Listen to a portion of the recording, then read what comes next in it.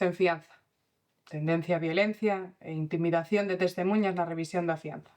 Ademais, eso cabecilla. Poden facer iso. Poden intentalo. Depende do xuiz co que se atopen. Entón tampouco hai fianza para Cris, non? Ten a orde por asasinato. Nin para Mauro. Demasiada mercancía no seu coche. Estaba en liberdade condicional por unha acusación do 2004. Só conseguín fianza de 300.000 para o señor Ramos. Ten esa cantidade de cartos. Puxo a casa do seu tío como aval por 1/3. Salgado está arriscando o resto. Pero agora mesmo, o importante non é a fianza.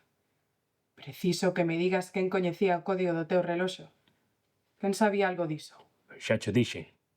Eu, Mauro, Xavi, Cris e o provedor. E iso é todo. Ninguén máis? Salvo ti, ninguén tiña o sequera o meu número de teléfono. Que foi? Alguén minte. Eu non estou a mentir. Non me refiro a ti.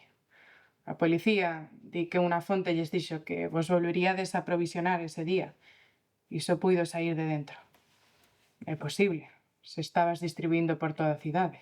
É posible, sí. Pero só incautaron os vosos teléfonos móviles cando vos arrestaron. E despois tiveron que conseguir as ordes antes de poder mirar as fotos nos teléfonos. Eso, cando acceden ás fotos e conseguen o código, é cando teñen abondo para acusarvos a ti ou a Cris, non? Quero dicir, non tiñades nada enriba. Pero tiñan as ordes de detención para vos os dous en tan só un par de horas.